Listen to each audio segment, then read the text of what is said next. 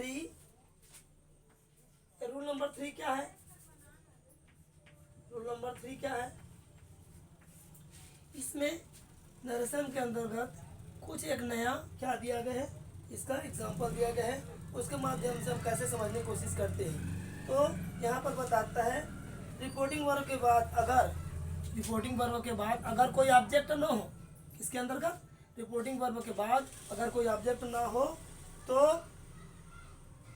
B को unreserved समझना चाहिए। क्या समझना चाहिए? वहाँ पर छुपा हुआ समझना चाहिए। और थर्ड पर्सन सर्वनाम में क्या कहता है? हर, हिम, ही, सी, इट को परिवर्तन नहीं किया जाता। क्या कि नहीं किया जाता? किसी प्रकार से कोई परिवर्तित नहीं किया जाता।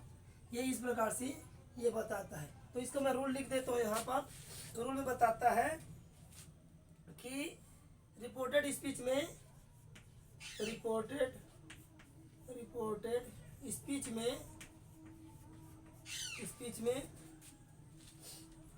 थर्ड पर्सन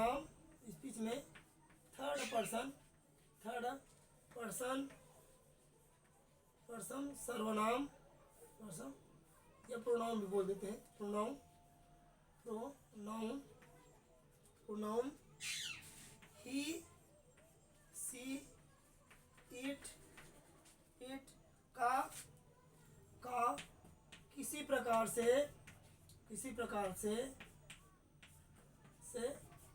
चेंज नहीं होता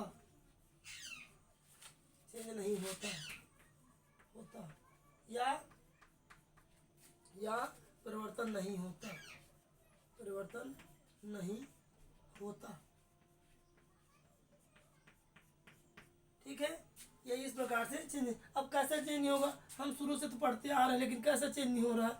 क्योंकि जब यहाँ पर हमारा पर्सन बड़ा हो जाता है, थर्ड पर्सन है, और सामने हमारा सब्जेक्ट छोटा है, तो छोटा है तो क्या करेगा? वो नहीं बदल पाएगा। हमेशा क्या बड़ा ही बदलते हैं, है ना। तो यहाँ पर बता रहा है कि रिपोर्टेड स्पीच में अगर third person pronoun he, she, it का किसी भी प्रकार से चेंज नहीं होता। अगर दिया गया है, दो भाग होता है जानते हो, एक रिपोर्टिंग वर्ब होता है, एक रिपोर्टेड स्पीच होता है। तो रिपोर्टेड स्पीच के अंतर्गत अगर मान लो ही, सी, इट दिया है तो वह चेंज नहीं होगा, क्योंकि जो हमारा जो शुरू में जो सब्जेक्ट है वो छोटा है ना, सब्जेक्ट छोटा है तो वो चेंज नहीं होगा, है ना। तो कई लोग क्या करते हैं, नहीं कैसे चेंज नहीं होगा, सब्जेक्ट के अनुसार से परिवर्तित होते हैं, ऐसा बोलते हैं। तो ये रॉन्ग होगा, गलत होगा, वो चेंज नहीं होगा। ठीक है, तो हम कैसे चेंज करते हैं, इसको बनाने की कोशिश करते हैं। देखते हैं, आई सेड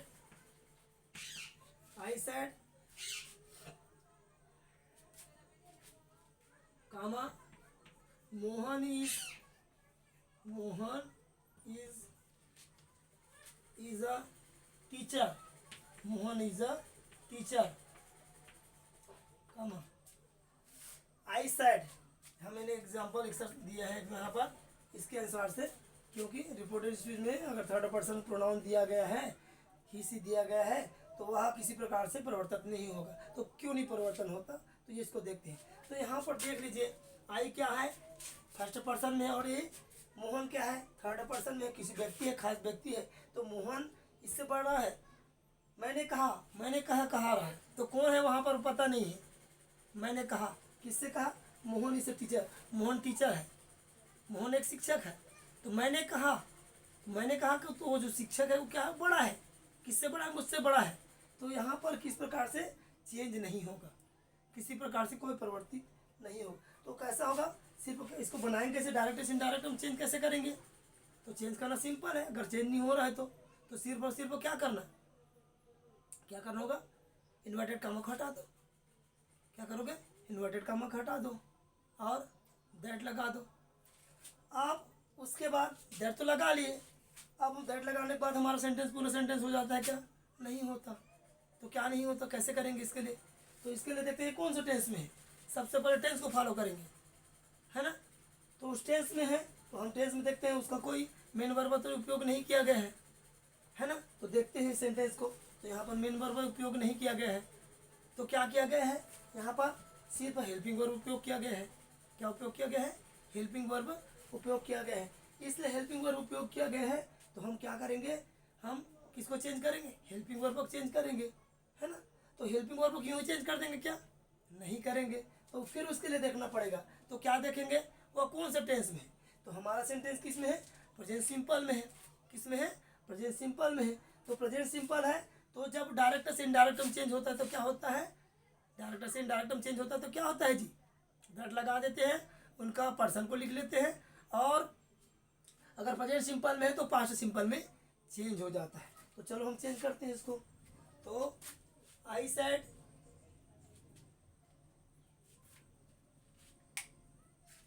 है ना, तो हम लिखते हैं आई सेड, आई सेड। हम यहाँ रिपोर्टिंग वर्बों का सेम लिख लेते हैं, जो कि क्यों लिख लेते हैं, और कामा को हटाकर दैट लिख लेते हैं, कामा को हटाकर दैट लिख लेते हैं। फिर हम क्या करेंगे, दैट तो लिख लिया, आई सेड दैट, ये हो गया। अब हम क्या करेंगे, मोहन, हम मोहन को क्या लिख सकते हैं, मोहन भी लिख सकते हैं और ही भी लिख सकते हैं। क्या लिख सकते हैं, मोहन को मोहन भी लिख सकते हैं और ही भी। लेकिन यहाँ पर खास व्यक्तियों का नाम में दिया गया है, वो बड़ा है, तो हम इसको क्या करेंगे, मोहन का मोहन ही लिख लेते हैं। है, हम जानते हैं ना, जब नाउन में नाउन को प्रोनाउन में चेंज करते हैं ही सी गीट करके उपयोग करते हैं। लेकिन यहाँ पर नाउन के रूप में हमारा पर्सन को दिया गया है, तो नाउन के रूप में दिया गया है तो बड़ा होता है, संज्ञा बड़ा होता है ना, सर्वनाम से बड़ा होता है। तो इसलिए यहाँ पर हम मोहन का मोहन ही लिख देंगे। ठीक है, अब ये तो हो गया। लेकिन अब हम वो प्रेजेंट सिंपल में था, उसको हम कैसे करेंगे, वो चेंज कर देते हैं उसका हेल्पिंग वर्ब। तो ये क्या हो जाएगा, मोहन वास। वास क्यों लिखे, वेयर क्यों नहीं लिख सकते, यहाँ पर वास लिखे तो वेयर क्यों नहीं लिख सकते, क्योंकि वह सिंगुलर है, एक व्यक्ति है, एक वचन में है, इसलिए हम वहाँ पर क्या नहीं लिख सकते, वेयर नहीं लिख सकते। अगर बहुवचन होता तो उस स्थिति में वेयर लिखते। तो मोहन वास अ टीचर, टीचर। ये इस प्रकार से हमारा सेंटेंस बनता है। ठीक है ना, ये ऐसा बनाया जाता है। ठीक है, ये हमारा सेंटेंस बन गए। तो मेरे हिसाब से भली भांति समझ गए होंगे कि समझ में आ गया होगा कि बहुत ज़्यादा इस सेंटेंस को डिफिकल्ट नहीं है। आपको सिर्फ और सिर्फ फॉलो करना है कि उसका रूल क्या कहता है, रूल के अनुसार चलेंगे तो आपका सेंटेंस इजीली बनता है ना। अगर रूल को नहीं पढ़ोगे, अंधा मामा काना मामा करोगे तो ये कुछ नहीं होगा, टमरते रह जाओगे, उसको कुछ नहीं होगा। तो इसलिए कोई भी सेंटेंस बनाते हैं तो बनाने से पहले भली भांति उसका क्या दिया गया, स्ट्रक्चर निर्देश जो दिया रहता है उसको पढ़ ले। पढ़ने के बाद वो क्या कह रहा है, क्या पूछ रहा है, उनके बारे में जाने, तभी सेंटेंस को बनाए। वरना आपसे नरेशन नहीं बन पाएगा, है ना, डायरेक्ट इनडायरेक्ट स्पीच नहीं बन पाएगा। यह पढ़ना बहुत ही सरल है, कोई डिफिकल्ट नहीं है। एक बार समझ लोगे तो पूरे लाइफ में आपको दोबारा पढ़ने की ज़रूरत नहीं है, यह बहुत ईजी होता है। ठीक है, ये हो गया। अब एक और उदाहरण इसी के अनुसार हम देने की कोशिश करते हैं, इसको मिटा देते हैं। एग्जाम्पल, ठीक है, हम नेक्स्ट एग्जाम्पल का हम क्या कर रहे हैं, देखो डिफरेंट टाइप का एग्जाम्पल दे रहे हैं, एक ही टाइप का नहीं दे रहे हैं, ताकि सीधा माइंड में आपको फोकस हो, सीधे कवर करो, आपको उसको पकड़ सको। एक ही टाइम में क्या होते, बच्चे वहाँ पर विमुक्त होते, उसको समझ नहीं पाते, है ना। इसलिए क्या हम सिंपल सेंटेंस के माध्यम से समझाने की कोशिश करते। तो हमने अभी सब्जेक्ट में क्या पर्सन में क्या लिया था, किसी व्यक्ति को ले लिया था। अब हम क्या करते हैं, यहाँ पर जो फर्स्ट पर्सन के रूप में दिया था, क्या दिया था, आई को दिया था, तो हम उसके जगह हम क्या करते हैं, किसी व्यक्ति को ले लेते हैं, थर्ड पर्सन व्यक्ति को ले लेते हैं। पहले हमने क्या लिया था, ही सी लिया था, तो ही सी क्या प्रोनाउन के रूप में है, सर्वनाम के रूप में है ना। तो उसके जगह हम क्या ले लेते हैं, हम किसी व्यक्ति के, खास व्यक्ति का नाम ले लेते हैं। तो मोहन सेड, मोहन ने कहा, Mohan said comma, Mohan said comma, she is noted comma, she is honest girl, she is honest girl. कौन कह रहा है, कौन कह रहा है जी, मोहन कह रहा है। किससे कह रहा है, क्योंकि वो रिपोर्टिंग और रिपोर्ट बता रहा है, कह रहा है मोहन सैड, मोहन ने कहा, क्या कहा?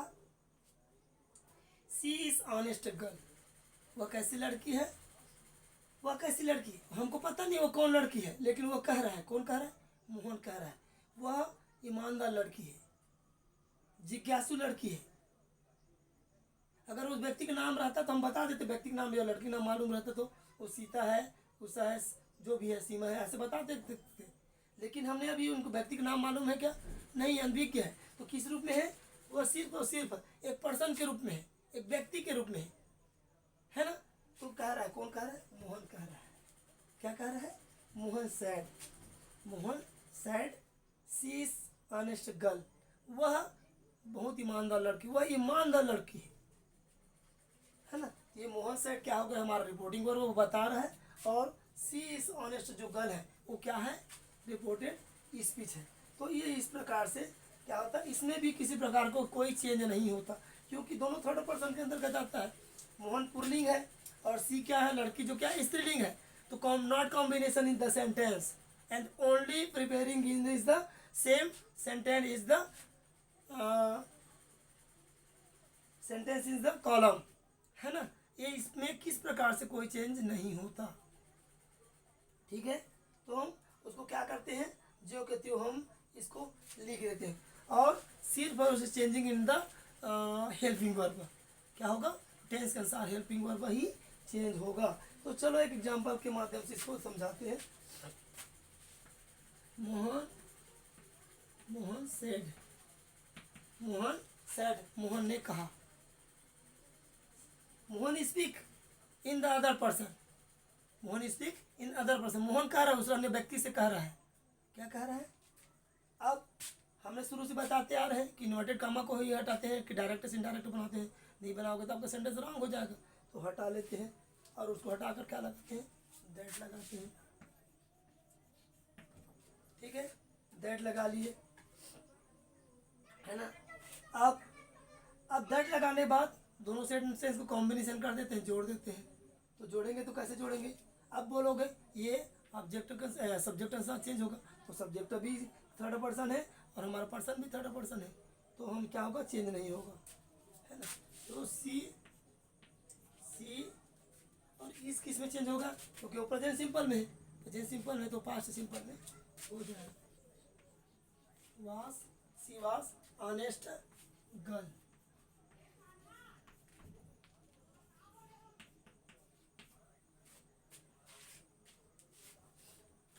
ऑनेस्ट गर्ल, ये इस प्रकार से हमारा सेंटेंस बन जाता है। तो मेरे हिसाब से स्टूडेंट समझ आ गया होगा कि बहुत ज़्यादा डिफिकल्ट सेंटेंस नहीं है ना? क्योंकि बहुत इजीली है, इसको आसानी से समझा जा सकता है। हम किसी प्रकार से इनको तोड़ मरोड़ के नहीं बता रहे हैं, सरल से सरल सिंपल रूप में इनको समझाने की कोशिश किया है। तो डिफरेंट टाइप का हमने एग्जाम्पल लिया है, एक टाइप का एग्जाम्पल नहीं लिया है, ताकि तुम आसानी से समझ सको, है ना? कोई प्रकार से कोई कठिनाई ना आए, है ना? Know difficult in sentence.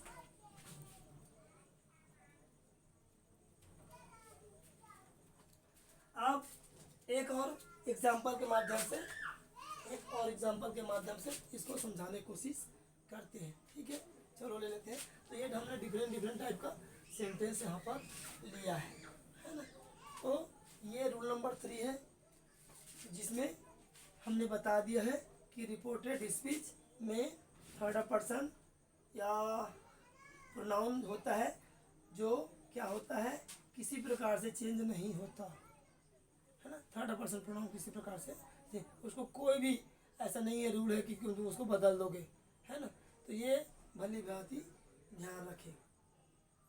तो इसके अंतर्गत हमने 2 एग्जाम्पल दे दिया। एक एग्जाम्पल में हमने दिया था जिसमें क्या दिया था? सब्जेक्ट को फर्स्ट पर्सन लिया था, दूसरे में सब्जेक्ट को थर्ड पर्सन लिया था। पहले वाले में सब्जेक्ट को फर्स्ट पर्सन तो लिया था, लेकिन उसके जो पर्सन है उसको हमने सेकंड पर्सन का थर्ड पर्सन लिया था, सेकंड पर्सन नहीं थर्ड पर्सन लिया था। फिर हमने सेकंड एग्जाम्पल दिया है, उस एग्जाम्पल में हमने सब्जेक्ट को थर्ड पर्सन लिया है और पर्सन को भी थर्ड पर्सन लिया है तो उसमें नो चेंज है, उसमें किसी प्रकार के चेंज नहीं था, सिर्फ और सिर्फ उसका हेल्पिंग वर्ब चेंज हुआ। तीसरा नंबर एग्जांपल दे रहे हैं, उसमें हम बदलने की कोशिश करते हैं तो क्या होता है, इसके माध्यम से हम समझने की कोशिश करते हैं। तो ये भी थर्ड पर्सन ही है, क्या है, थर्ड पर्सन के रूप में हम समझाने की कोशिश करते हैं। तो चलो देखते हैं इसमें एक एग्जाम्पल के माध्यम से,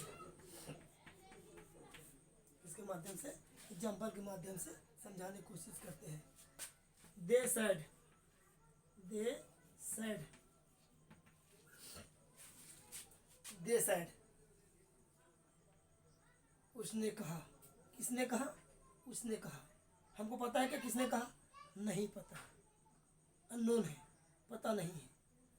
उसने कहा, दे सेड, कामा, रुक गया, उसने कहा, यहाँ पर कॉमा है।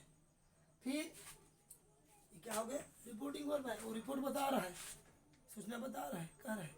उसने कहा, दे, वे कहा, क्या कहा, वे कहा, किससे कहा, अभी पता नहीं, ठीक है।